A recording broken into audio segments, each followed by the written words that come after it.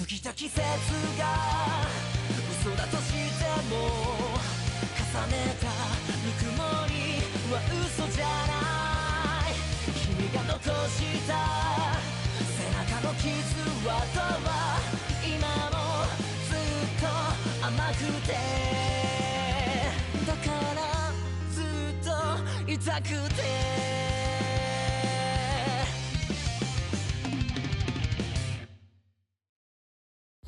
Yo, what it do, guys? It's your boy Leon Mookie here, and I'm back with a new fanfic series for this channel.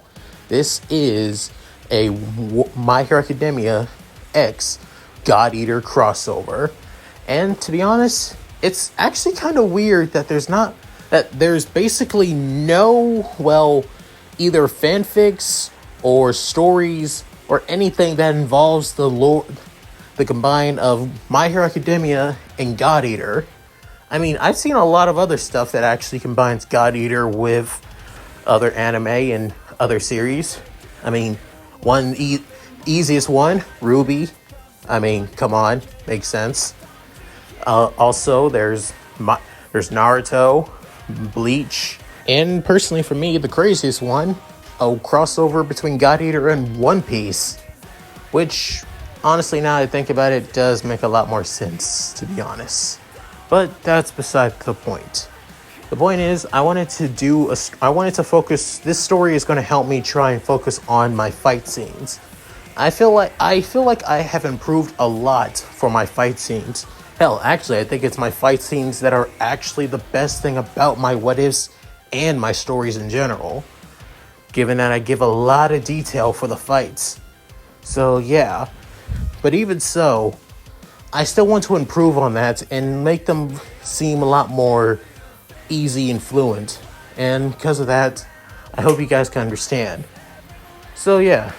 Also, in this story, it's good. The My Hero Academia characters will be in the God Eater 3 timeline, which people in the God Eater community has dubbed the Ashlands arc, given that this takes place in the Ashlands of the God Eater world.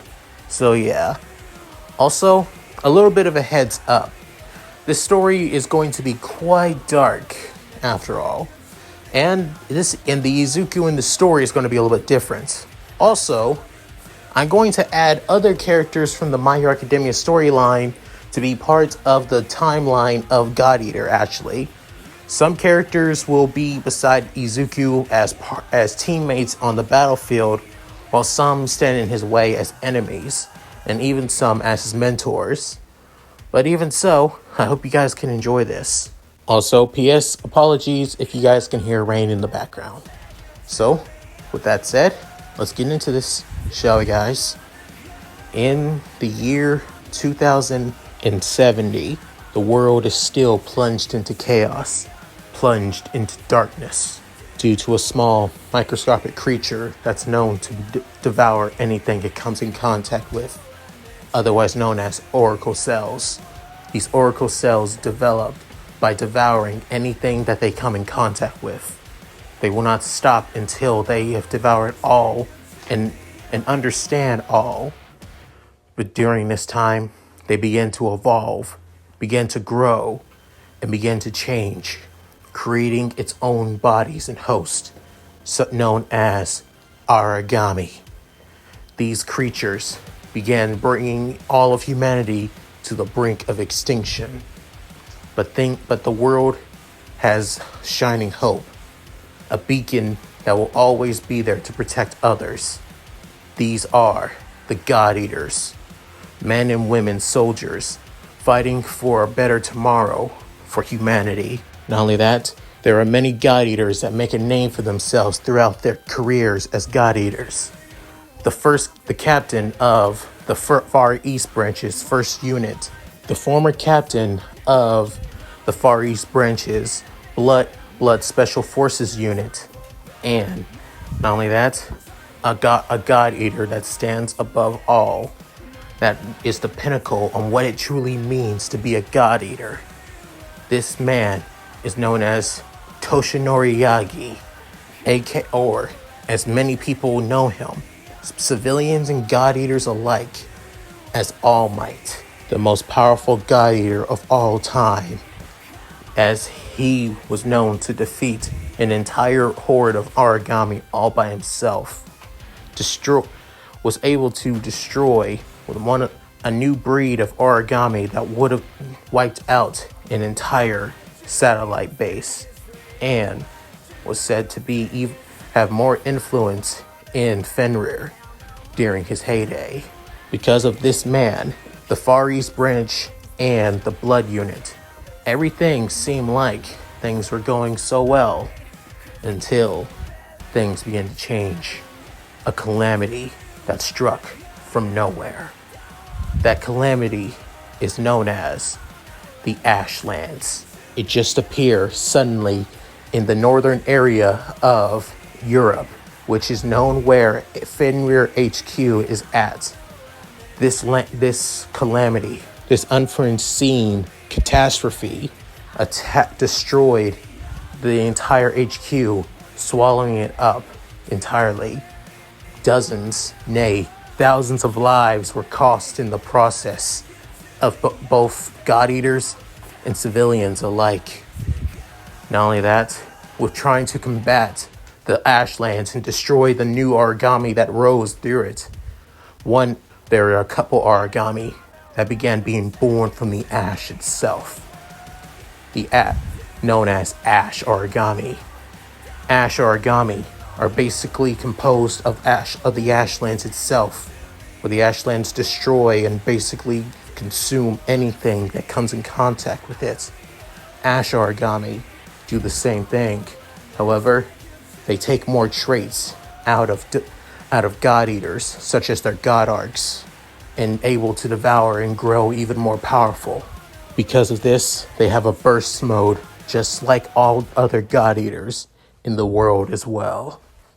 This was overwhelming. Because of this, many people had to draft new God Eaters to join the fight. And not only that, they had to develop a new type of God Eater. A new God Eater that can develop and survive in the Ashlands. This God Eater would be a beacon of hope. This known as an adapted God Eater, or AGE for short. The AGE system, which many people were a little bit hesitant of, because it focused on surviving the Ashlands, which means you would have to be infected by ash corruption, which could kill a person by any chance if not treated quickly enough. But with the support of many high-ranking God Eaters, such as All Might himself, many people began to volunteer for the adapted system. However, many lives were sacrificed in the process, from veterans to even hopefuls as well. So, what other left was there but to use children? It seemed that young children at the age from 5 to 6 have more of a compatibility with the age system than veteran God Eaters. Realizing this, the new form of government that will replace Fenrir for the time being, Gleipnir, made an order to all branches all across the world to draft in children to fight against the Ashlands. Most of the new adapted God Eaters were all orphans who lost their families to the origami. Some were willing to join to get vengeance for the loss of their families, while others were afraid and scared to lose their lives, just like their families before them. But even so, orphans weren't enough. This time, Gleipnir went too far by basically taking children from their families itself. This would be the order from Gleipnir, from the head commander himself. Even children from the Far East branch were not safe as well. This is the story on how a young boy by the name of Izuku Midoriya was taken from his mother at a young age to become an age himself.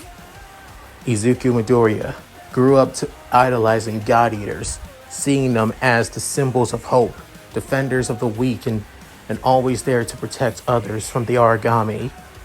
He idolized All Might, and even those of the Far East branch where he originally came from. He didn't grow up in the outer ghetto. If it wasn't for his father, who was once a God Eater himself, I think him and his mother would be struggling a lot more worse than they would be off. But even after his death, their family was still supported by Fenrir. However, when Gleitnir came, everything changed. Everything began to fall apart.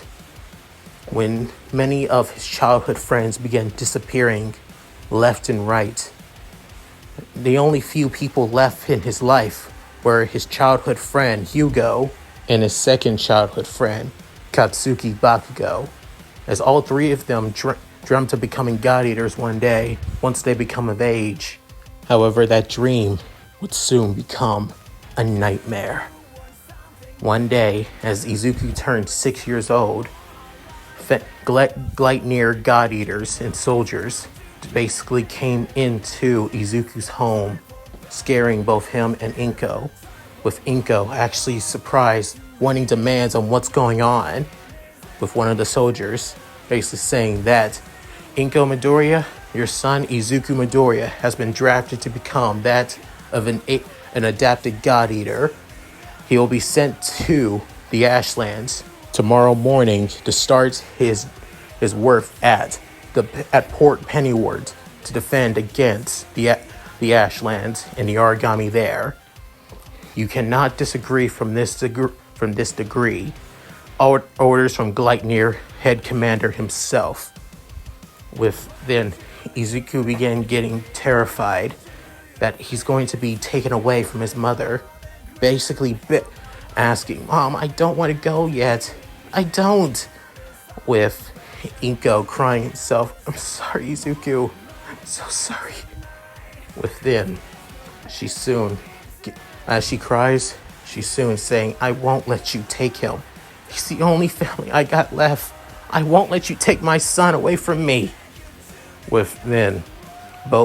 Many of the guards were a little bit hesitant, but then the commanding officer saying, "My apologies, ma'am, but our orders are our orders. Take the boy now." With two soldiers saying, "Yes, sir," with both them separating both mother and child, as Izuku continued screaming, kicking, not even wanting to be taken away from his mother, as soon one of the guards used the butt end of his rifle to knock Izuku out, with then Inko screaming out, "Izuku!" with then one of the guards saying, "I'm sorry, ma'am, but you have to let it go. This has to be done." With soon, they began taking Izuku, carrying him on his waist. With then, both soldiers began leaving, with the soon superior seeing the sobbing mother, now saying, "This must be done. After all, this is the way of the world now, ma'am. You must deal with it." With then leaving Inko, sobbing, losing her son, almost fearing that just like her husband before. As Izuku was starting to come after getting hit in the head, he began to realize that he's not in his house anymore, and began screaming out, "Wait, no, I don't want to go yet. Let go of me." As he continues struggling getting out, with one soldier saying, "Enough, kid. You gotta let go." With then Izuku looking around as he's wanting somebody to save him, somebody to help him. As he looks over, he sees one of his childhood friends, Katsuki Bakugo, as sent, "Kachan, help me!" With then Bakugo was about to run to help Izuku. However, he was soon stopped by his mother, holding him tightly. As Katsuki was saying, "Let go of me, you old hag! They're taking Deku! I can't!" With her saying, "Katsuki, please, you have to stop.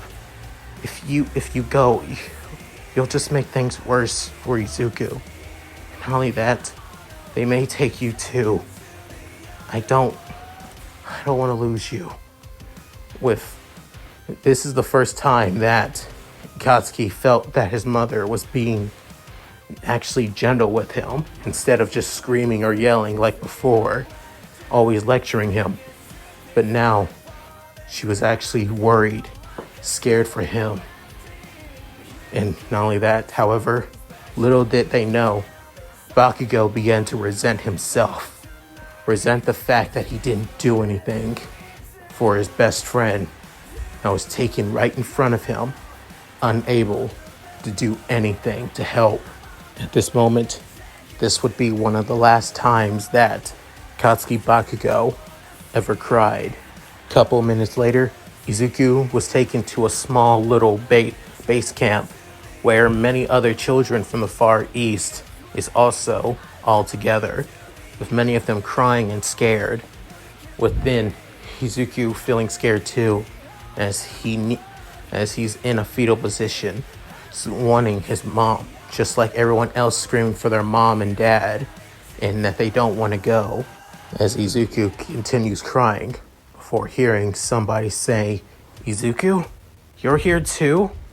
With then looking up as he recognizes the voice to be Hugo, saying, "Hugo, why are you were taken too?" Saying, "Yeah, I was.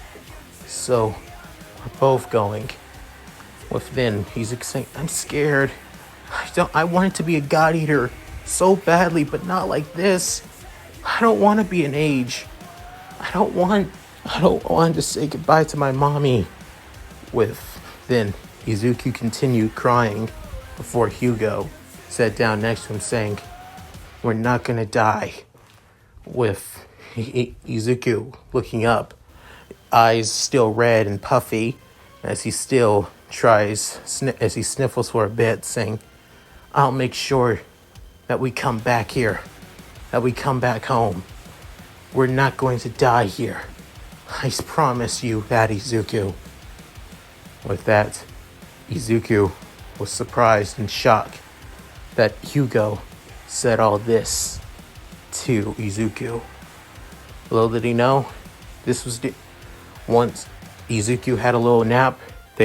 All the other children were taken to an airplane. As then, the next couple hours, everyone was still worried and scared, as now they were heading to the Ashlands.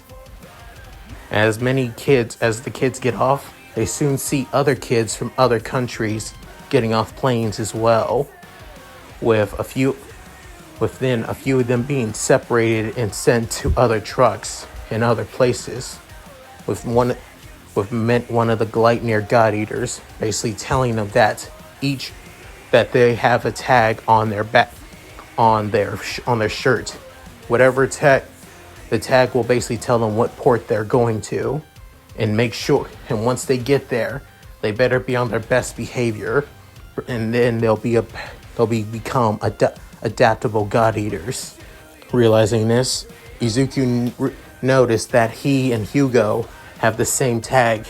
Basically, they're going to the same port together. At least Izuku was a little bit happy about that he won't be without his best friend. Well, one of his best friends. Realizing that since Katsuki's not here, realizing he wasn't drafted like him and Hugo. As they head to a truck with with other kids as well, as many of the kids look like they were all from different countries as well, with Izuku somewhat worried and scared. After all the kids got on the truck, the doors closed before it started moving. After this, another couple hours later, they stopped as they see a pretty sizable facility, as the facility is completely underground, as all as a being that the ports have to be underground to protect themselves from the Ashlands' high level of oracle cell density that will basically eat away at anything or anyone. With that, many kids were forced to head to a waiting room where they were basically called over and over, but instead of being called by their names, they were being called by numbers. And within Izuku and Hugo began hearing tons of screams and tons of anguish and tears everywhere as each kid that came out of the room came out screaming, either what didn't come out at all, or they come out with armlets, the same type of armlet that his dad used to have when he used to come back from missions. But these armlets look different. These kids have two of them, and not only that, they also were stuck together. They almost look like handcuffs, actually, with Izuku getting more and more scared and terrified each and every minute. But soon, Hugo was next, with Hugo trying to give him that of a comforting smile, saying that he'll be right back and that he promised. As Izuku waited, he's still holding his knees close to his chest, still kind of scared and wondering what's going to happen, as he hears Hugo screams, as he begins tearing up again, saying, "Please, someone save me. Please, All Might, save me." With begging for somebody to come and save the green-eyed boy. Anyone, he'll take even an origami would save him. However, the boy's prayers would be on deaf's ears. Soon, Hugo comes up as he's basically waddling. He's trying to struggle with each step, with Izuku saying, "Hugo, are you okay?" Or with Hugo saying, "Come on, Izuku, what's with that look? I told you, we're not gonna die. I promise." Right? With Izuku seeing his friend's confident smile once again, as half of his fears began to fade within the two, basically having that of an arm bump. However, Hugo's new armlets, handcuffs, were somewhat in the way.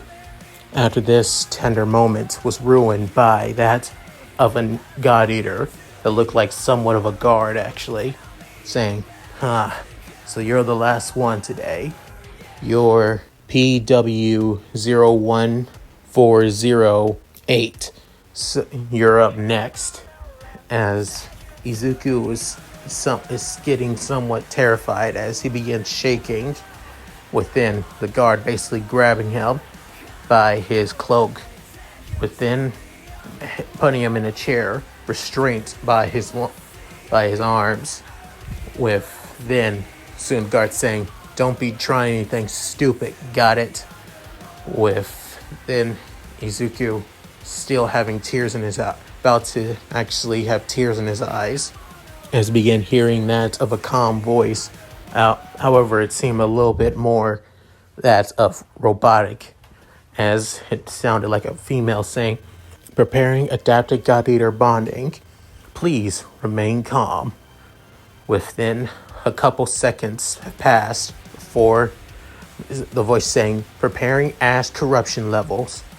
With then Izuku began feeling that of something injecting into his body through his arms, as then black smoke begins to appear alongside yellow sparks. With then Ashborn corruption levels stable, preparing for armlets. With soon his right arm begins getting strapped down with one of the armlets, as Izuku screams out in pain, screaming, as he continues basically screaming for his mom, for somebody to save him. Before then, a god arc begins appearing in front of him, as it being that of a ring-like blade with the blade looking like that of a crescent moon. As then the voice soon comes out saying, "Please, now preparing to mount Godark. Please grab onto Godark." As Izuku could barely hear anything over his own pain and tears, but then the guard saying, "Hey, grab the damn Godark, kid! Do it now!" With then Izuku grabbing the hilt of the heavy moon blade. With then soon the left armlet soon comes down as well, preparing full synchronization with Ash level density. With Izuku soon fully screaming down this time, as the pain began to feel completely unbearable, as saying, "Save somebody, save me." With then, after screaming this out, Izuku passes out from a little bit of the pain. The voice saying, "Synchronizable levels are now complete. Congrats, you are now an adopted God Eater." With then the guy saying, "Look, even though you're basically a whiny little brat, you were able to hang in there. Also, holy shit, you're grade S. I would expect we don't see your kind here around here at all. Looks like we were lucky today to bring a brat from the Far East here. So, how does it feel to lose your humanity, brat? With hell, you being a grade S, I can't even call you a monster. You're basically a little demon in a child's body."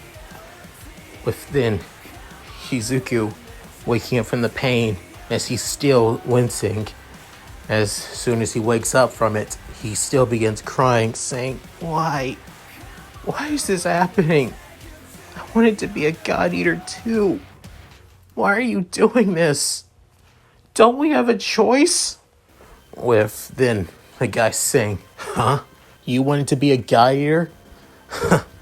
Newsflash for you, kid. Just because you wanted to be a God Eater doesn't mean you get to become one. This is how life is, and this is how your life is going to be from now on, kid. We decide on who becomes an adapted God Eater, and we decide on who becomes a God Eater. You were just born unlucky to be an adapted God Eater. That's all, brat. You didn't have a choice to become a God Eater one bit. This ain't 13 years ago."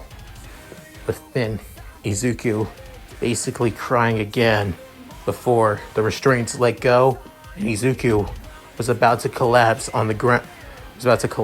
He uses that of the heavy moon to hold himself up. However, it doesn't help that well, as he soon collapsed on the ground, saying, "Mom, I want my mommy. Saying, "Shut up with that damn brat. You're not gonna see your mom again, and your life belongs to the port. Get over it. Here, and don't even croak just yet. You had to sign this. You had to be reliable for your actions after all." Izuku not even caring, grabbing the clipboard and signing his name, being Izuku Midoriya. But then the guard saying, "Midoriya, that's not your last name anymore, brat. Your last name is now Pennywort. Like I said, you belong to this port." With then Izuku thinking to himself, Why this? Why me? Why do adapted God Eaters go through this? Why are we forced into this? With then Izuku blacking out a little bit. With then Izuku waking up as he hears a voice saying, "Hey, come on now, you gotta get up." With Izuku groggily opening his eyes, with then him looking up, seeing a familiar face as it being Hugo, but a lot more older and taller, as he has that of a short black and orange jacket with that of black and orange pants as well, and a black tank top, with Hugo basically looking somewhat glad, but also a little bit annoyed at the same time, saying, "Well, looks like you're finally up, Izu." With then Izuku standing up on his metal iron bed, as his attire is somewhat reminiscent of his hero costume, but also a mix of militaristic and also a bit torn and worn out as well, as his attire is similar to his hero costume, with the top having that of his green out jumpsuit, with that of the black lines same as always. However, his bottom is a lot more baggy and black, with that of green. However, he has that of black knee guards, and his boots being his trademark red boots as always, and on his back having that of an old torn up and ripped up Fenrir jacket, as he wanted to wear it more as an old reminder of his dad, who was once a Fenrir god eater after all. And not only that, it has a hood with that of somewhat bunny ears on it, and on the left side of Izuku's face, still having that of an X-shaped scar, not from an origami, but it almost looks like it was inflicted by somebody else, more human, actually. With Izuku's eyes widening, showing his crisp green eyes. Within Izuku saying, "Yeah, I'm up, Hugo. Sorry if I didn't hear you the first time." Just with him, if Hugo saying bad dream, it's saying more like a nightmare that just won't end. With Hugo saying, "I see. You're thinking of the past." But then Izuku saying, "You wouldn't be waking me up this early if it wasn't important. So, what is it?" With Hugo saying, yeah, it's about today's job. Well, we're going to be heading into a dense area of ash. So, yeah." With Izuku commenting saying, "Really? That dangerous? You gotta be kidding me." With then Hugo saying, "Well, it's to be expected that they're basically sending us in a dangerous location like that. Either this is what I expect from us being ages. Either we run out of the bias field that allows us to live in the Ashlands, or we basically get eaten up by origami. Either way, I doubt the port will ever look after us if we're not useful in some way or another. It's a time-honored end for ages like us, after all." With Izuku basically saying, "Hey there, don't go there, Hugo. You know better." Within Hugo saying, "Yeah, you're right, Izuku. Especially for all those we failed to save. We have to continue living on for them, and we continue moving forward. It's all we can do." Izuku saying, "Yeah, we may be forced into this life, but we'll make it out of here, one way or another. I swear it. After all, I'm going to see my mother again, even if I have to continue being used as nothing but a damn slave and lapdog." After this, the two can look forward, thinking about their next job. And that's it. Thank you guys for watching. Hope you enjoyed the video. Please tell me what you guys think in the comments below. I would love to read them. Also, how'd you guys like this? It's basically the prologue on how I'm going to incorporate My Hero Academia characters in the God Eater 3 timeline and story. Expect more My Hero Academia characters making an appearance in this story. You'll probably see your first My Hero Academia character in the next chapter. So yeah, hope you guys enjoyed.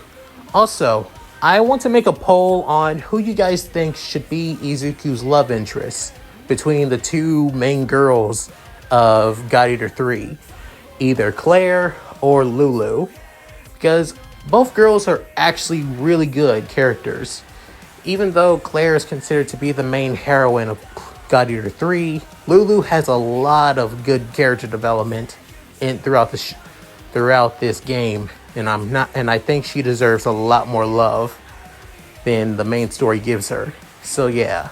Also, please like and subscribe, hit that bell notification, and to keep up to date with my other videos.